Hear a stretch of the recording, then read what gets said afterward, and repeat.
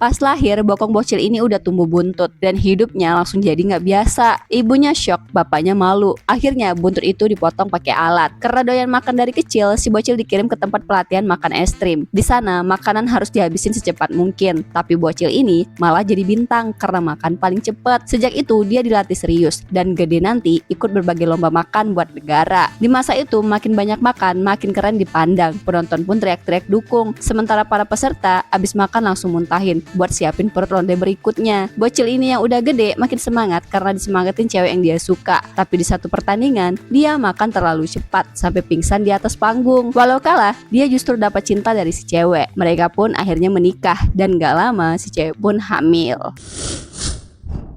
Setelah nikah, beruang kutub ini ngerasa super bahagia bisa bareng cinta sejatinya, si beruang coklat. Tapi pas lagi mesra-mesranya, si coklat malah pingsan. Ternyata mulai hari itu, dia masuk masa hibernasi. Harusnya bulan madu, malah jadi bulan sepi. Meski sendiri, si kutub tetap kasih hadiah Natal buat pasangannya. Sayangnya, yang dikado malah tidur nyenyak banget sampai kepalanya nyusruk. Untung bukan kena kaktus. Lanjut ke malam tahun baru, kutub pasangin ranting bersandarin kepala si coklat. Tapi malah patah juga pas tuangin wine. Valentine, kutub hias meja pakai bunga mawar, nyolek hidung si coklat, berharap ada keajaiban. Tapi nihil, rasa kecewa makin numpuk. Sampai akhirnya cuma bisa peluk foto-foto kenangan mereka. Sampai akhirnya pagi yang cerah datang dan si coklat menghilang dari tempat tidur. Kutub panik buka pintu dan ya, 3 kado, coklat, wine dan bunga udah nunggu di ruang tamu. Ternyata si coklat udah bangun dan mau ganti semua momen yang terlewat. Senyumnya penuh maaf dan semua sedih kutub langsung luruh.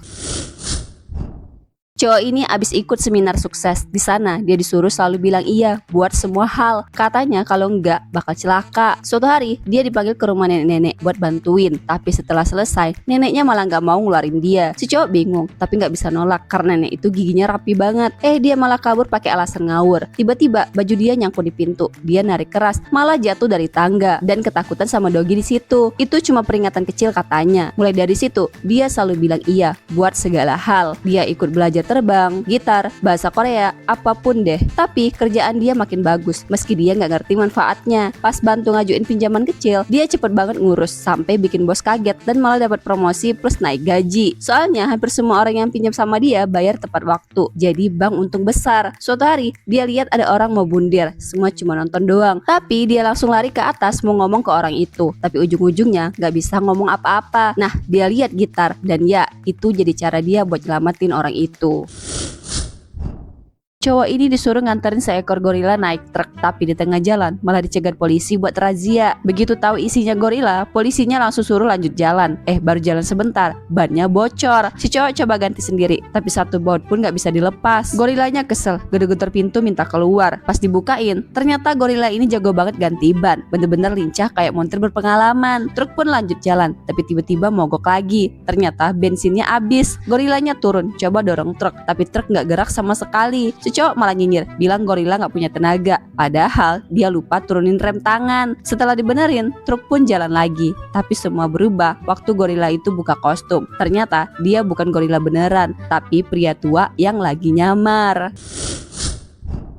Kalau seekor ayam bisa selamat dari mesin penyortir maut ini, berarti dia bukan sembarang ayam. Jadi, di dunia para ayam, cuma yang bisa bertelur yang selamat. Mesin gede bakal nyalain lampu hijau kalau si ayam berhasil keluarin telur. Itu tandanya aman, gak bakal dipotong. Tapi kalau lampu merah yang nyala, langsung disedot masuk pipa es dingin buat dikirim ke rumah jagal. Ngeri banget, ayam satu ini belum pernah bertelur. Tapi pas gilirannya diperiksa, mesin keburu mati karena udah waktunya pulang kerja. Dia lolos dari maut, tapi jelas makin panik. Malamnya, ayam putih temennya mulai bantuin. Mereka bikin telur palsu dari besi, pakai batu, googling cara bikin, dan latihan keras sampai dini hari. Besoknya, ayam-ayam cemas nunggu giliran, tapi si ayam putih yakin dan tenang. Begitu dicek, telur besi itu berhasil ngebohongin mesin. Lampu hijau nyala, mereka selamat. Dan karena dianggap jago banget dalam produksi, hidup mereka langsung naik level. Ada kolam renang pribadi, dan bebas dari ancaman jagal. Padahal, tiap tahun 500 ayam disembelih cuma karena nggak bisa bertelur.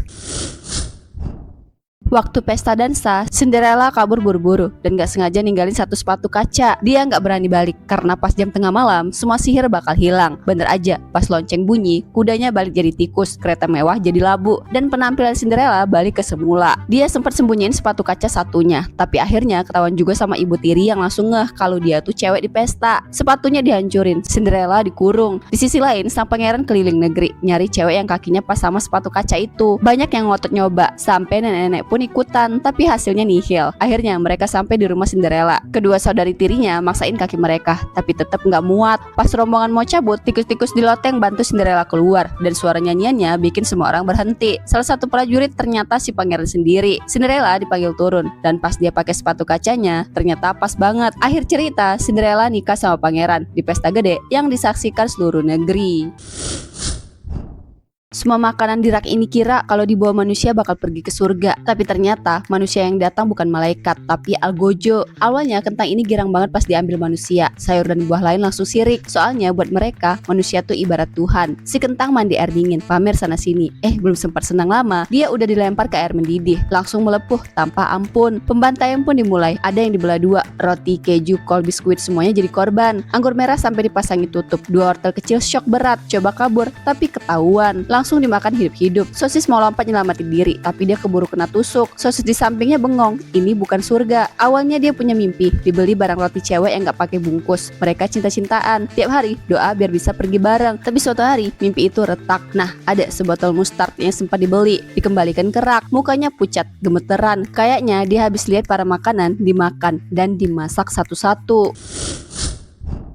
Dua kura-kura mutan ini diam-diam mau nyuri cairan ajaib, dan mereka pun nekat nyusup ke kantor polisi. Tapi anak buah musuh langsung keluar rame-rame rebutan cairan itu. Demi jaga cairan biar gak jatuh ke tangan penjahat, mereka berdua muncul ke publik dan langsung dicap monster. Si bungsu makin down, tapi untungnya diselamatin tepat waktu. Meski nyawa selamat, hatinya remuk. Udah berjuang buat kota ini, tapi tetap dimusuhi. Syukurnya ada yang ingetin, orang takut karena gak ngerti. Akhirnya mereka berani muncul lagi, keluar dari persembunyian. Polisi langsung todong, tapi kali ini mereka nggak kabur. Mereka berdiri tegak, ngakuin semuanya dari A sampai Z. Dan untuk pertama kalinya mereka diterima. Tapi belum sempat istirahat, musuh keburu gerak. Tanpa pikir panjang, mereka langsung terbang, siap hadang musuh dari udara. Saus mustard ini baru aja dikembalikan sama pelanggan ke rak. Dia punya trauma, belum sembuh dari traumanya, dia malah dipilih lagi sama orang lain. Dia panik, ngerasa udah gak kuat. Dia pun naik ke tepi. Dia cerita soal pengalamannya dan bilang kalau semua omongan tentang surga makanan itu cuma bohong. Dia sendiri lihat gimana teman-temannya dibawa dan langsung mati konyol. Tapi dengar itu makanan-makanan lain malah cuek. Akhirnya dia mau bundir. Untungnya diselamatin si sosis sama pacarnya. Tapi belum sempat lega, tiba-tiba kekacauan meledak. Makanan pada mental semua. Ada yang meledak, ada yang gepeng, ada yang hancur gak berbentuk. Bahkan keranjang belanja pun ikut nabrak kayak gak punya rem. Bikin kentang goreng raksasa meledak kayak granat. Cuma beberapa makanannya berhasil selamat. Mereka dibawa pulang ke rumah manusia, dikira itu surga, tapi ternyata malah neraka versi asli. Hanya si sosis yang berhasil kabur balik ke supermarket. Dia cerita ke semua temennya. Temennya pun percaya setelah lihat buku resep manusia yang isinya horor semua. Akhirnya temennya nyebarin kebenaran ke semua makanan. Mereka sepakat manusia harus dibalas, dan dendam makanan ini baru aja dimulai.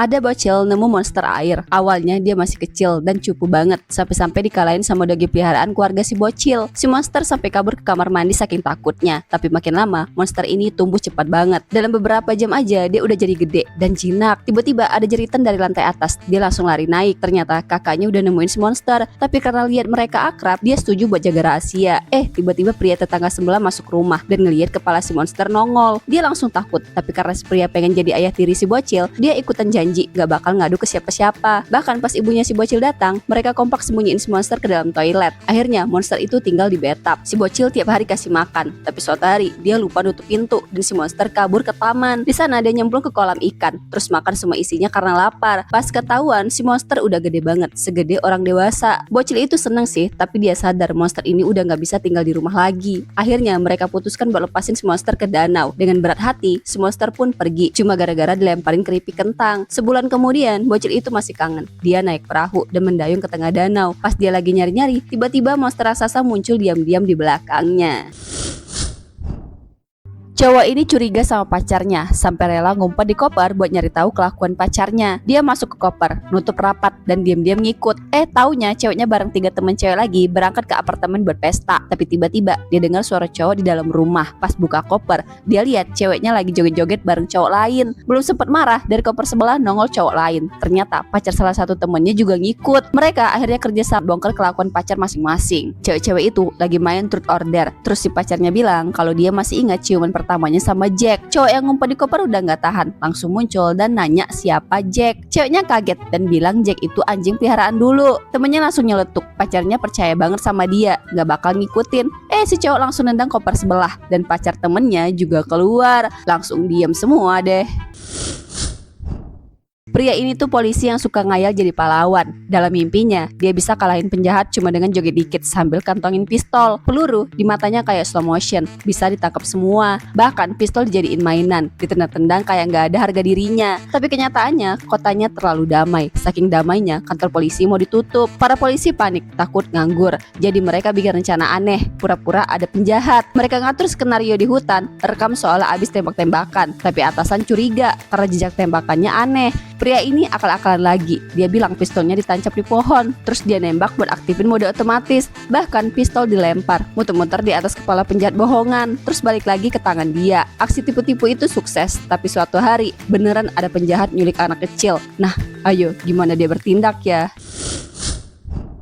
Ada seekor semut hitam yang makan kacang pinus besar, tapi cuma bisa lahirin 1 larva. Makanya jumlah semut hitam makin dikit, tapi keadaan berubah waktu mereka nemuin gula batu. Awalnya semut itu ragu, tapi begitu nyicip dikit, langsung kayak kesurupan tenaga. Ini bikin semut merah panik, karena kalau semut hitam terus berkembang biak, mereka bisa kalah jumlah. Semut merah langsung kumpulin pasukan, dan nyerang sarang semut hitam pas malam. Semut hitam lagi tidur, begitu kedengaran suara gemuruh, mereka baru sadar diserang. Semut merah udah bawa senjata lengkap, bahkan racun semut pun siap dikeluarin. Perang pecah, semut hitam sempat ngelawan dari atas pakai barang-barang kayak cotton bud, obat flu, sampai bubuk lada, tapi tetap kalah. Puncaknya, semut buah pinus gede buat hancurin pintu sarang. Terpojok, semut hitam keluarkan senjata pamungkas, mercon roket. Mereka nyalain satu, terbangin, dan meledakkan pasukan semut merah.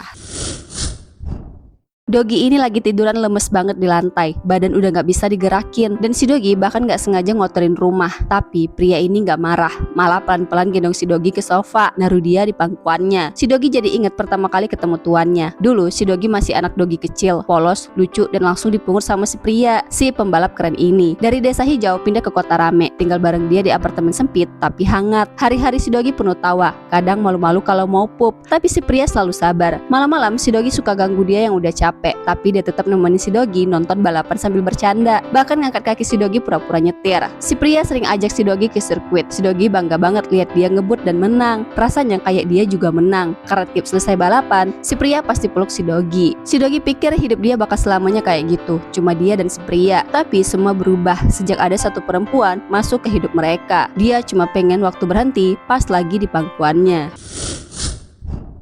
Di gudang ada telur aneh kayak batu. Bocil ini penasaran, dia congkel dikit demi dikit, malah keluar cairan biru. Pas dia buka lagi, dalamnya penuh simbol misterius. Tapi belum sempat ngapa-ngapain, dia disuruh tidur sama ibunya. Tengah malam dia balik lagi, telurnya udah pecah, dan jejak cairan biru itu ngarah ke makhluk air kecil yang galak banget. Mau disentuh, hampir aja jarinya putus. Tapi pas dikasih sepotong kentang, si makhluk langsung jinak dan nurut sama si bocil, kayak anggap dia abang sendiri. Besoknya tiba-tiba ada tentara ngejajah rumahnya. Si bocil panik, lari ke gudang. Lah, gudangnya udah porak-poranda, sepatu kulit dimakan, dan dia harus cari makan buat si makhluk. Dapat sisa makanan, langsung dilahap habis. Dikasih air, makhluknya malah asik berenang. Tapi belum lama senang, ada yang datang buat ngecek isi gudang. Airnya mau dikuras semua. Si bocil buru-buru nyegah, tapi makhluk itu udah hilang. Baru nyampe rumah, cewek ini kaget banget lihat pacarnya. Di kepalanya ada pisau dapur nyangkut. Ternyata cuma prank. Tapi malamnya pas lagi nonton TV bareng, sinyal malah putus-putus. Rupanya ada tukang daging iseng ganggu antena. Pacarnya naik ke atap buat benerin, tapi malah mau dibunuh si tukang. Untung ceweknya datang pas banget, berhasil nolongin. Mereka lari ke kamar mandi. Tiba-tiba si cowok nutupin semua celah dan potong pipa air. Air langsung ngegenang. Pas pintu dibuka, air muncar kemana-mana. Musuh langsung ke bawah arus. Belum sempat lega, lantai ambrol. mereka nyangkut di atas, gak bisa gerak. Tukang daging balik lagi, lempar pisau, nyaris kena. Untuk pasukan vegetarian datang, lempar jaring. Duo ini selamat, tapi si tukang malah lempar bumerang ke cowok itu. Malah mental balik ke mukanya sendiri. Dia mati di tempat. Besoknya toko daging tutup selamanya. Si pasangan hidup bahagia, mesra banget.